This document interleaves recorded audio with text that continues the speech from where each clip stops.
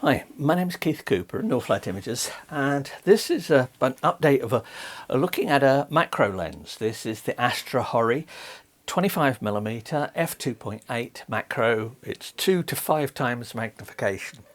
Now I'm using the lens here on an EOS RP. It's an RF mount lens. This is the camera I normally use for shooting my videos, but I've got it hooked up here. And this is really just showing some of the basics of macro photography and things if you want to experiment with a lens like this. Now I've got it hooked up to Mac Studio here, USB tethered. I'm actually powering the RP from a mains adapter. You can get these quite easily. They're like a dummy battery that goes in the battery socket, connects up and lets you run without any worry about batteries running out.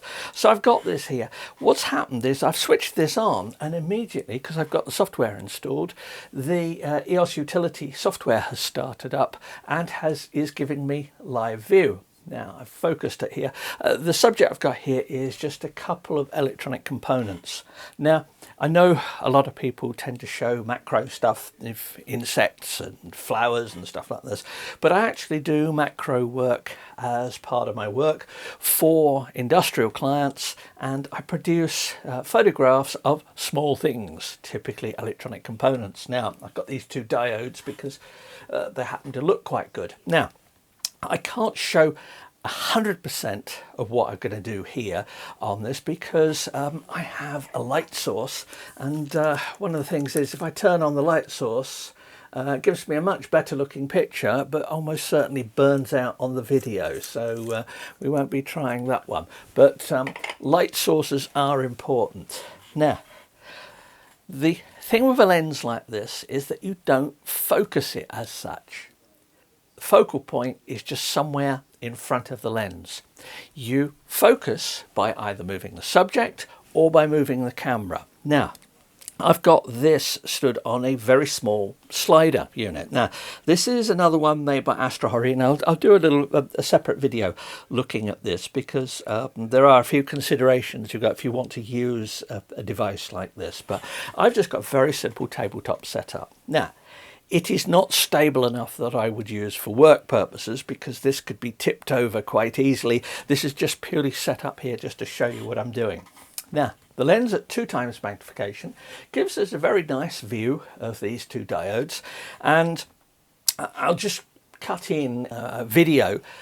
This is something that I shot earlier, showing these two diodes, where all I'm really doing is just moving the light source around just to show you the difference that light sources make. Now typically when I'm photographing things, I'll have 2 lights. I like using flash if I can use it, but a source like this is bright enough to be able to use continuous lighting for, you know, just fill in outdoors, things like that. So quite a nice source for light there. Now we've got this, and this is at 2 magnification. Now I've looked at the lens and photographed what I normally photograph for it, for testing lenses like this, because I've looked at quite a few, and I put links to some notes to more information in the notes of the video. I usually take a photograph of something like this. Is a memory module from an old laptop. And because of the sparkly bits, the shiny bits on it, and you can get a nice series of pictures. And once again, I've cut them in, and this is at 2 times, where I'm going from f2.8 right the way through to f22. Now this one goes 2, 8, 4, 5, 6, 8, 11, 20, 16. Goes up to 16, not 22 on this one. Doesn't really matter because at f16 you are getting decided softness from diffraction. One of the things that you notice with macro lenses, apart from the phenomenally small depth of field, is that you tend to get wide open. The lens may show a bit of vignetting. It's not as sharp as it could be, but this is what you use for focusing. And then you stop down a bit, take it down to f4. f5.6 is probably about best performance here.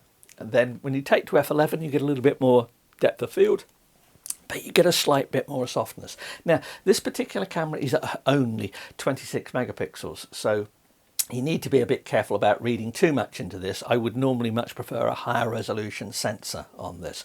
But from my experience of using macro lenses and that, I can say this is a good lens. There is virtually no chromatic aberration. There's that's either lateral chromatic aberration, which you see towards the edges, or longitudinal, where you see things focused at different distances have quite a slight colour fringing. So you get green, purple fringing on things that are either further away from the focal point or closer than the focal point. So it's a good lens. Is it better than my MPE 65mm that I've used for years? Well, apart from the fact that the MPE goes a little bit wider than this, does 1:1 rather than stopping at 2, this lens is actually better than the MPE. I've put it with an adapter on this and had a look at it, and if I needed higher magnification, I would choose this lens.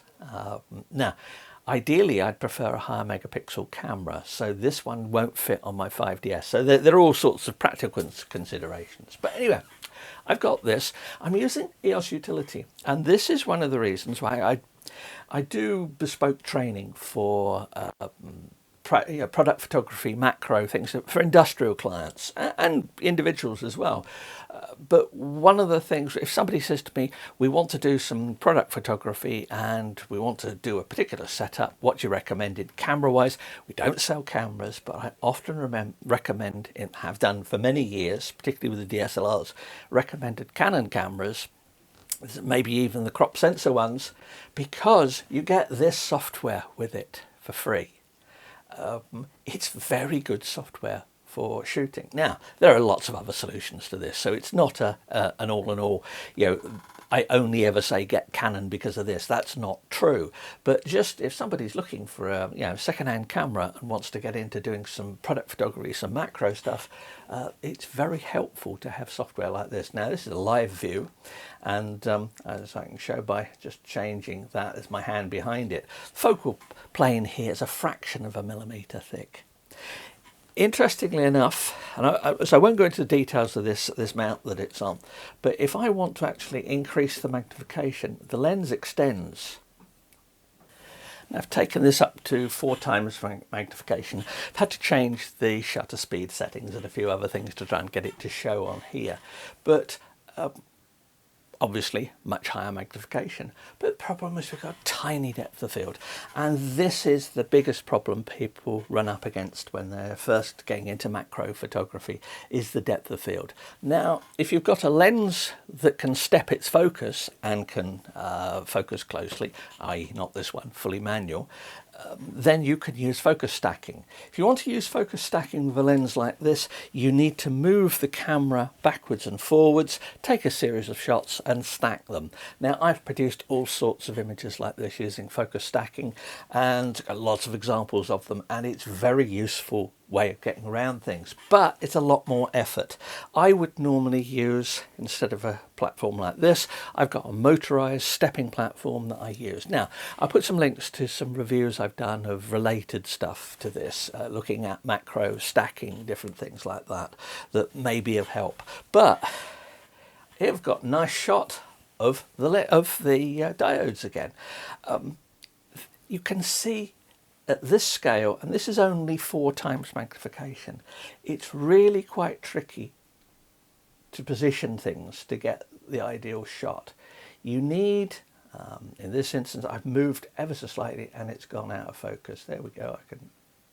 The depth of field is absolutely minuscule at this size. So we've got a shot there. I'm going to use an adjustment on this just to try and get it a bit better focus. There we go, that's like that. I'll take a shot of that. Nice bit about the software, I can fire the shutter on this just by touching the space bar here, and it's saved to the disk on here. So, as a lens of getting into macro photography, it's a very nice lens. Do I have any problems with it? No, not really. It does exactly what it says. It is a macro lens that gives you magnification from 2 times magnification to 5 times magnification. It just works. I'll do some more testing of this because I wanted to cover some more macro stuff. But really I want to just do this as a quick sort of introduction to the sort of setup that you can very easily do on a tabletop like this. Now, vibration is going to be your big problem. This is very solid, but this could do with taping down. It just needs to be more solid. But the lens itself, no, that works very nicely. There we go. There you go. You can have my finger inside and see it's almost impossible to get. So, AstrHori 25mm f2.8 macro. Yeah, not a bad lens at all. If you want to get into macro, give it a look. It's available in other mounts as well. So I put some notes in the for the video. It does what it says it does, and it does it very well. I can't say much more than that.